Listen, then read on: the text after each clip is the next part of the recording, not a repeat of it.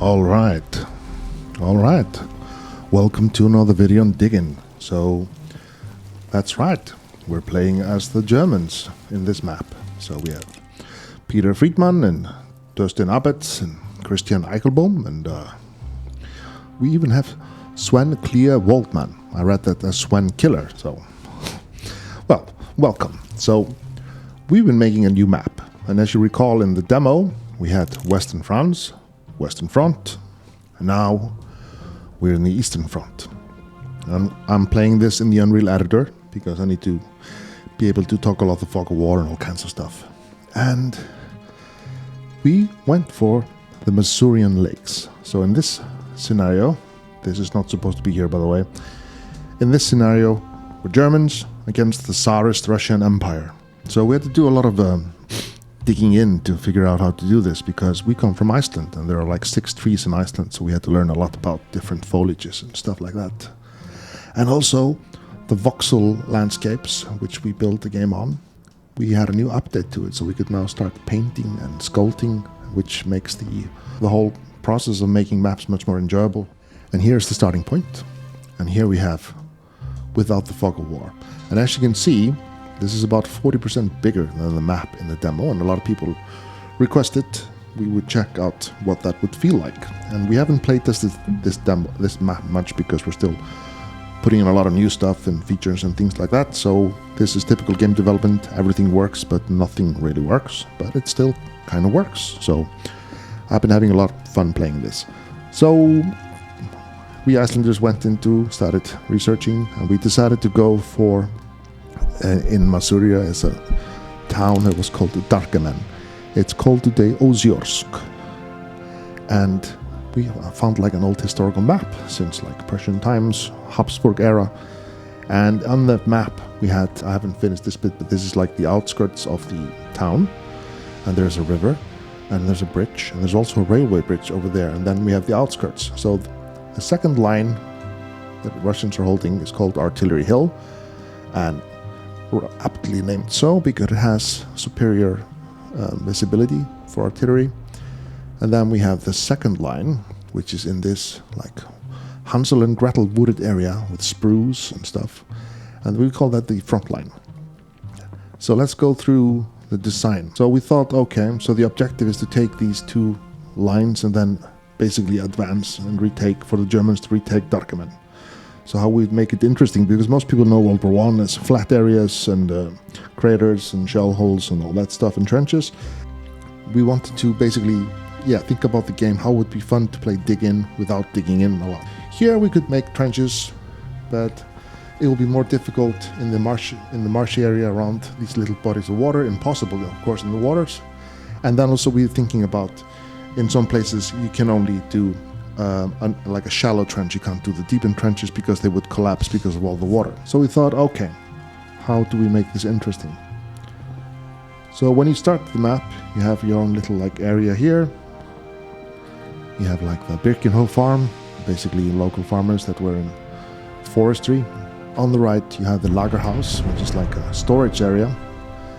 And then you have this road. So I started on the road. So the road basically goes through the whole of the map, from the outskirts through the map. So on this road they would have all kinds of little things like storage areas for the farmers, and here we have like a little depot for milk called the Milchramp, and this is where the local farmers would bring milk and it would be distributed. So the road is obviously what armies love, because the road, that means you move fast, but the road also has a lot of enemy blockades and machine guns and all kinds of stuff, and of course is heavily targeted by the artillery hill. So men in the open at daytime will be most likely targeted by artillery. So you could do that, but that will still be very costly. So the alternative is to go through the wooded areas and all the marshlands. It has its pros and cons. You can have this little lookout point, and you can start making your own first defense line through here, and it goes all the way from here. We even have these little sunflowers, which are huge. They look like something from the set of the Teletubbies. In Iceland, sunflowers are tiny. And then at the end of it, we have train tracks. This is actually from the historical maps I found of the area.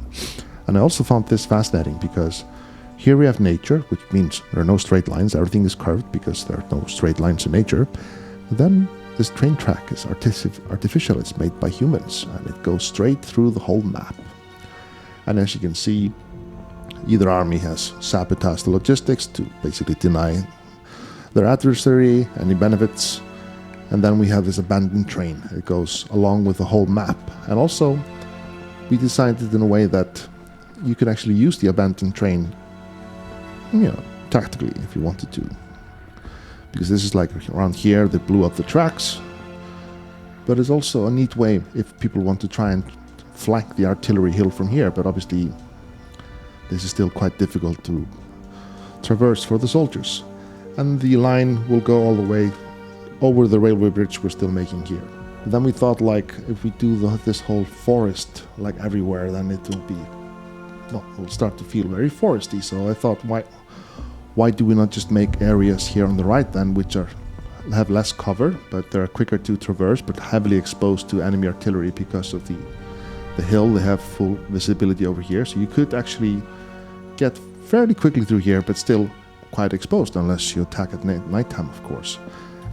And then this one I thought really interesting because we had these like spruce trees, which are typical for Masuria. It's like something from Hansel and Gretel.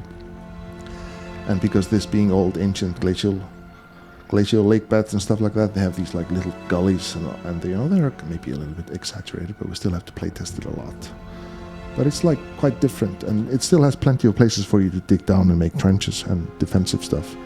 But it's like we thought, like I've done very frantic, very chaotic fights in this little forest while trying to hold the enemy in front line, so it's quite intense. And as soon as you reach the end of here, that you can start preparing on how the hell you're going to storm the artillery hill, because it has machine guns and enfilade fire from here all over here, a whole defense line, and it's quite difficult to take. So like I said, you could go through the road, be quicker.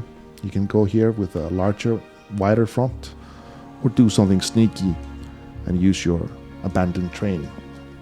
So this is kind of where we're at. Like I said, like a lot of World War I games usually focus on the western front, and we don't want to do. We want to include the whole thing as part of the simulation. And obviously we still have a long way to go with this map. There's still a lot of stuff we need to do, but all kinds of details are coming along nicely with all the new foliage, new trees, and the Teletubby sunflowers, as I mentioned. But still, like all this flotsam, the debris of war, like these milk cans left behind. The people that would have in peacetime been going here to pick up milk to distribute. So we also want to tell the story of all the, obviously a lot of people had to flee their homes. And yeah, lots of cool things happening in the game. The men are becoming more human. They need to sit down, they pick up food, they have a smoke, salute the officer when he comes past. And yeah, I'm quite excited about things. And if you have any questions or suggestions, then please check us out in the Discord or email or our social medias. Ask us questions, because this is not a solo endeavor. We do this together. So thank you very much for watching, and thank you for your time. And don't do anything I would do. Bye-bye.